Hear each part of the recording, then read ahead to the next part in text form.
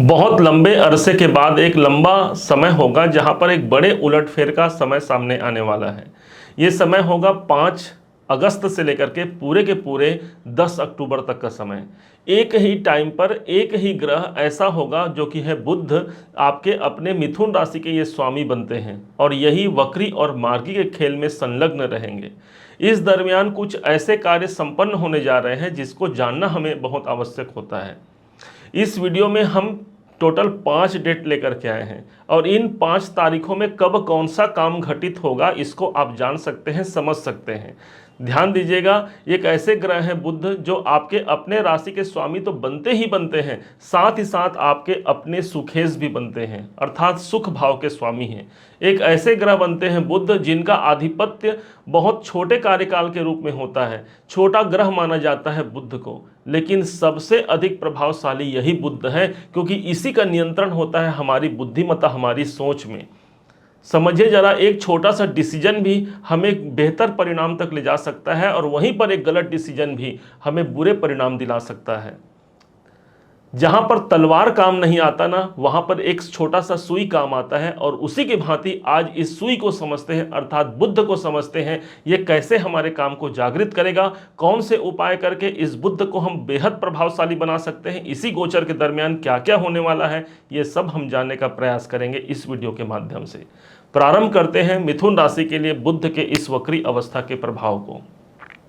ये बुध आपके तीसरे घर पर सिंह राशि पर ये वक्री अवस्था पर हो जाएंगे। ठीक डेट आता है 5 अगस्त का दिन।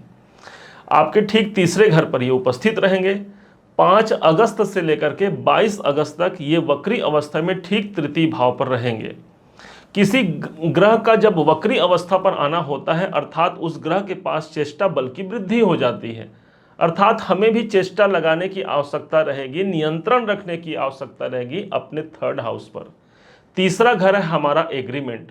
किसी भी प्रकार से हमने कोई एग्रीमेंट किया है उस पर हमें एक बार फिर से पुनरावृत्ति करने की आवश्यकता है। कहीं मुझसे कोई चूक तो नहीं हो गई, कहीं मुझे और ध्यान लगाने की आवश्यकता तो नहीं।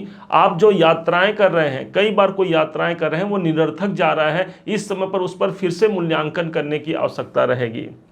तीसरा घर ही होता है आपके संचार क्षेत्र का, संचार के माध्यमों का। यदि आप बार बार कहीं पर एप्लीकेशन दे रहे हैं, अप्लाई कर रहे हैं, किसी काम को लेकर के आप कहीं और से अपना कनेक्शन बैठा पा रहे हैं संचार के माध्यम से, इंटरनेट के माध्यम से, तो वहां पर फिर से आपको काम करने की आवश्यकता है। ग्रह इस समय पर रुके हुए हैं और इस दरमियान हमको भी कुछ रुक करके अपनी चेष्टा को ज़्यादा मजबूत करना है। ऐसा समझिएगा 5 तारीख से लेकर के पूरे 22 तारीख तक का जो समय होगा, 22 अगस्त तक का समय होगा। अर्थात बुद्ध बुद्धि है, बुद्धि चली गई आपके थर्ड हाउस पर। जो चुनौतियां बनी हुई हैं भाई, वो क्यों बनी हुई है, कारण क्या है, ये हमें जानना और समझना आधे परेशानियों का हल तुरंत निकाल देगा। अब अगला डेट आता है 22 अगस्त से लेकर के पूरे 28 अगस्त तक का, एक हफ्ते का समय होगा। इस दरमियान यही कर्क में प्रवेश कर जाएंगे, वक्री अवस्था में रहेंगे, एक घर पीछे चले जाएंगे, कर्क में चले जाएंगे, जो कि मिथुन राशि से ठीक दूसरी राशि होती है।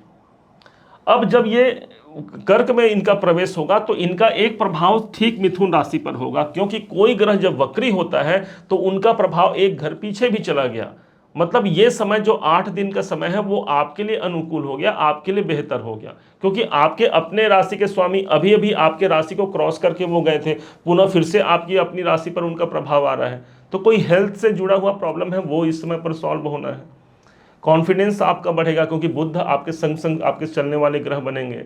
कॉन्फिडेंस बढ़ेगा, आपके हेल्थ में सुधार आएगा, कोई नया काम आपका निकल करके सामने आ सकता है। कहीं किसी से बातचीत के दरमियान आपके अंदर वो मजबूती आएगी कि सामने वाले को आप प्रभावित करते हुए अपने कार्य क्षेत्र में आप सफलता को प्राप्त कर सकते हैं। यदि कम्युनिकेशन से रिलेटेड कोई काम है तो वो आपको सफलता देगा, क्योंकि यहाँ पर लग्न ही प्रभावित हो रहा है। नेम फेम की प्राप्ति भी हमको उस 8 दिन के दरमियान भी मिल सकती है, कोई बड़ी बात नहीं, क्योंकि यहां पर वो सुई है ये बुध, कि जहां पर तलवार काम नहीं आता, एक सुई से हम अपने कपड़े, फटे हुए कपड़े को सिल डालते हैं, सिलते हैं।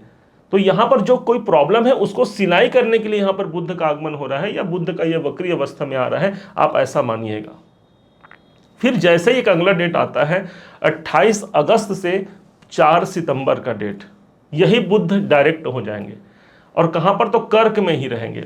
अब इस दरमियान ये 4 सितंबर तक डायरेक्ट होकर के कर्क में रहेंगे, मतलब अपना द्वितीय भाव पर ये प्रभाव देंगे।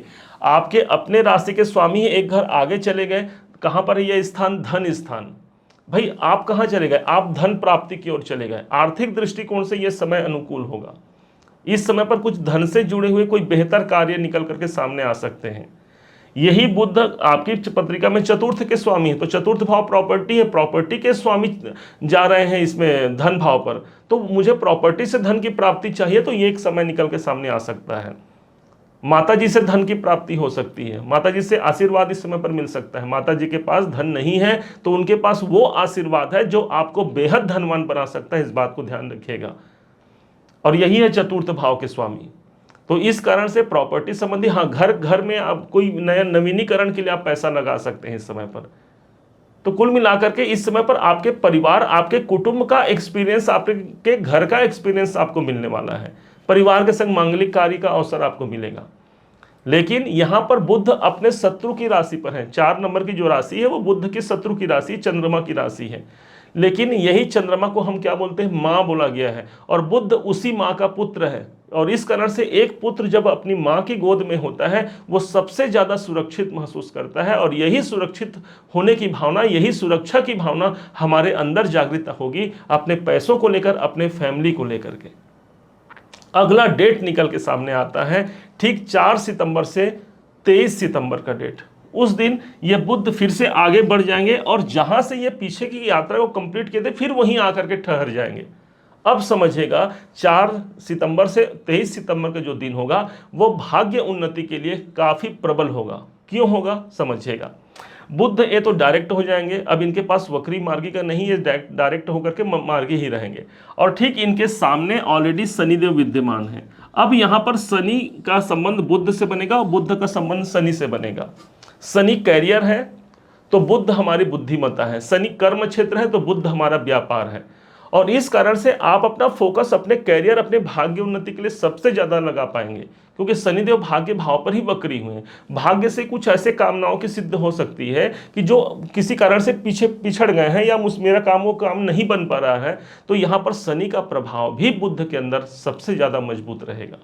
और मेन बात तो ये हो गया कि शनि और बुध दोनों आपस में मित्र हैं, और उसी मित्रता को निभाते हुए कोई बेहतर निर्णय, बेहतर डिसीजन निकल के सामने आ सकते हैं। फिर अगला डेट आता है 23 सितंबर से 10 अक्टूबर का दिन, जिस दिन यही बुध देव एक घर आगे प्रविष्ट हो जाएंगे, मतलब अब चतुर्थ भाव पर इनका संचरण हो गया। चतुर्थ भाव पर जब ये आते हैं अपने उच्च की राशि पर आएंगे, मूल एक ऐसे मूल त्रिकोण राशि है बुध की, वहां पर ही आएंगे। और सबसे बड़ी बात हो गई केंद्र पर आएंगे। अब इनका संबंध, डायरेक्ट संबंध कैरियर से बनेगा, तो कर्म क्षेत्र में, कैरियर में कोई नई उपलब्धि, नई जागृति यहां पर प्रदान करते हैं। बुध स्वयं धन, आपके स्वयं के राशि के स्वामी हैं, सुख भाव पर स्थित रहेंगे, इसलिए हमारे जो मानसिक अशांतियां हैं वो दूर होकर के हम एक सुख का वातावरण जी पाते हैं, कोई नए डिसीजन ले पाते हैं, नए परिणाम हमारे सामने आते हैं। बुध को एक ऐसा ग्रह माना गया है जो दो लोगों के बीच अनुबंध कराता है, तो इस समय पर कोई कार्य क्षेत्र में ऐसे किसी का साथ आपको मिल सकता है जो आपके अनुबंध मीडिएटर का काम करके आपका काम बना जाए। इस बुध को अच्छा परिणाम में लाने के लिए सबसे बेहतर उपाय है भगवान श्री गणेश जी का स्मरण करना, उनको सुमिरन करना, क्योंकि बुद्ध से बड़ा कोई बुद्धिमान नहीं है और गणेश जी महाराज से बड़ा कोई बुद्धिमान और देवता नहीं। 64 कलाओं का जन्म होता है श्री गणेश जी का, तो उनकी स्तुति करना, उनके 12 अक्षर के जो 12 मंत्र होते हैं, 12 नाम होते हैं जो गणपति जी के, वो करना। सुमुखश्चैकदन्तश्च कपिलो गजकर्णकः लंबोदरश्च विकटो विघ्ननाशो विनायकः धूम्रकेतुर्गणाध्यक्षो भालचंद्रो गजानना। ये 12 नाम होते हैं। आप इंटरनेट में सर्च करेंगे आपको मिल जाएगा, और वहाँ से उसका PDF भी निकाल करके या अपने कॉपी में लिख करके इसका रेगुलर इस दरमियान पाठ कीजिए। निश्चय मानिए भाग्य उन्नति और कर्म क्षेत्र में सफलता दोनों ही प्राप्त हो जाती है। उम्मीद है आप सबने इसे समझा, आप सबने इसे जाना है। यदि आपने इसे समझा है, जाना है, मेरे समझाने का प्रयास यदि आपको सार्थक लगा हो, मेरे समझाने का तरीका यदि आपको सार्थक लगा हो, तो हर बार की भांति इस बार भी अपना प्यार भरा लाइक और कमेंट करना कभी मत भूलिएगा। और हाँ, यदि अभी तक आपने चैनल को सब्सक्राइब नहीं किया है, सब्सक्राइब जरूर कीजिएगा। पुनः एक बार फिर आप सभी का दिवस बहुत मंगलमय हो, इन्हीं शुभकामनाओं के साथ जय श्री राम।